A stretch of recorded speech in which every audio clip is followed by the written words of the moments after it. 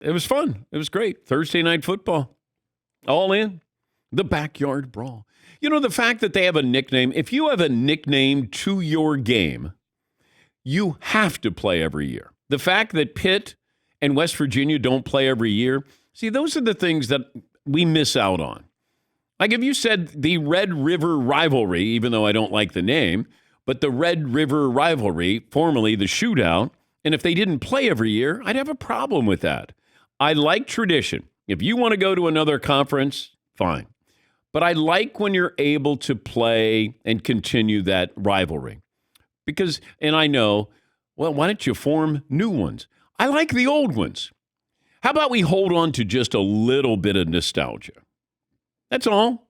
Just a little bit. I'd be fine with that. Yes, Marv? Yeah, I'm shocked that the UConn-South Florida rivalry, a.k.a. the civil conflict, it didn't keep. Oh, it's not going to continue. No. No, it's the worst. The civil conflict. See, I'm okay if we missed that one. I think Bob Diaco was the UConn coach for about 8 minutes. Yeah. And he tried to start a rivalry with South Florida, I'm pretty sure. And it was called civil conflict. A lot of history there. You're right, though. Like, if someone who runs college football, whatever they change it up, Florida State, Miami, and Florida should play each other every year. Yeah. Texas A&M and Texas every year. It's that simple. You know, like it's on a tee. This isn't like forcing an issue. It's giving the fans what they want.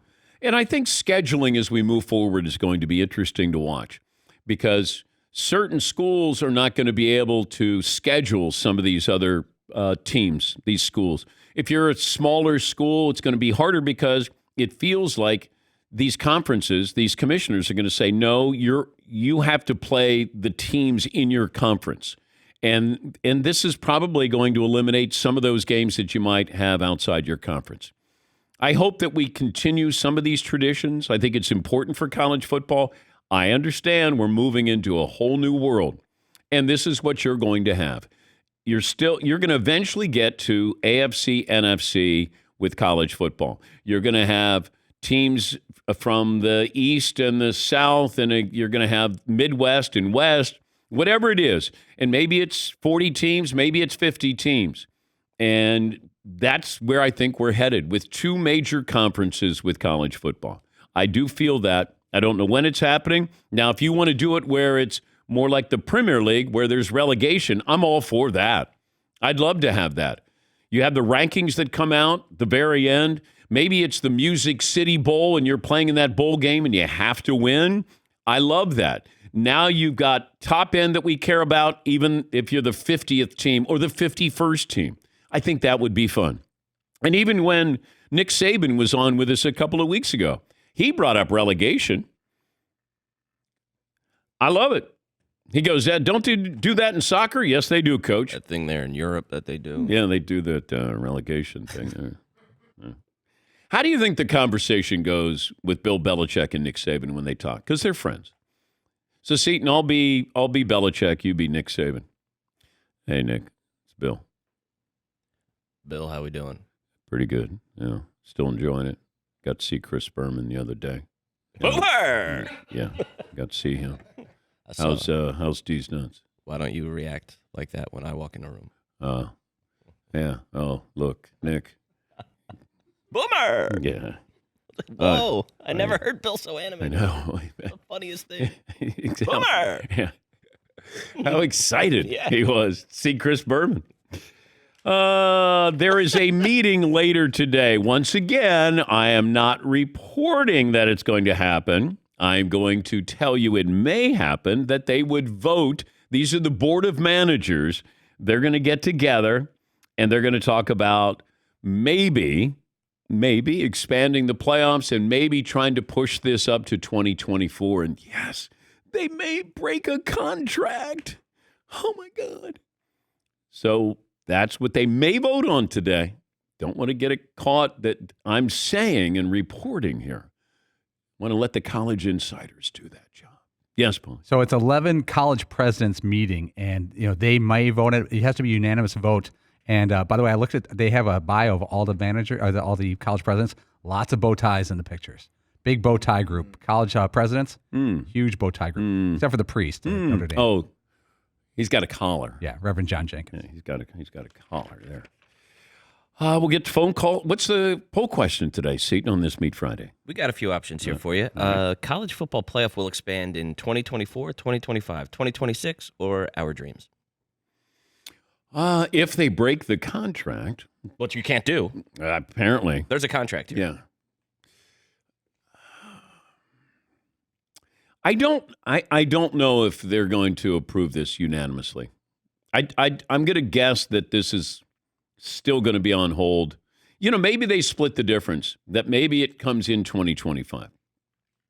But I don't know why you'd vote against this unless, and I heard from a source, yes, I did, and he said, hey, if all of these conferences, these commissioners get together, and you're going to guarantee if you win your conference, no matter what that conference is, that you're on a certain level here with everybody, then you get a bid into the playoffs. If you do that, then you'll get a unanimous vote. Now, I was told that the SEC is like, why can't we get 5 teams of the 12?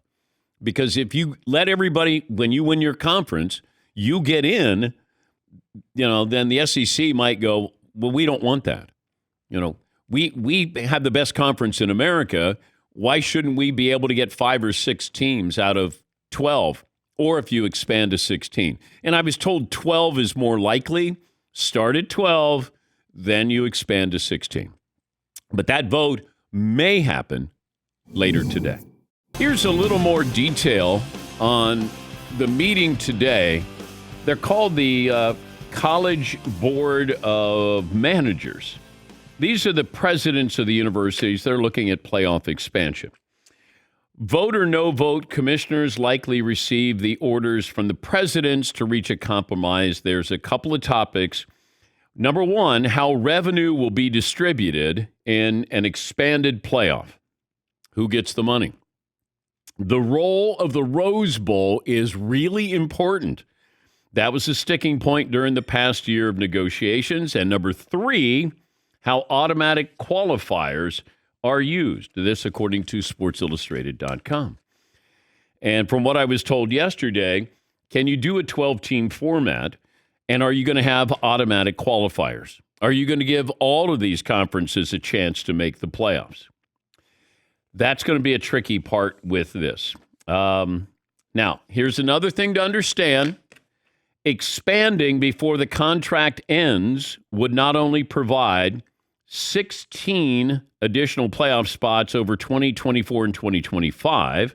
Sports Illustrated reported last fall it would generate an additional $450 million of gross revenue over those 2 years. That's why we're talking about breaking a contract. I don't know if there's going to be a reason to vote against it unless you're a president representing a smaller school or group of schools, and then you're going to go, what about us? Well, this is about the haves and the have-nots. Do you generate eyeballs? Do you get TV ratings? Do you have a fan base that travels? These are all the important things. This is all about business, nothing more. College football, as we used to know it, does not exist. But there's also the issue of that there's quite a few people who don't want ESPN to be the beneficiary of having the playoffs. Because now to go to an open market, and then you're going to have some big bucks attached to this. They don't want, if it goes, I think the deal with ESPN expires in 2024, October of 2024, I think, which is kind of a random date during the college football season. But these are just some of the things that have been reported by other people. Certainly not me. I'm just here to talk about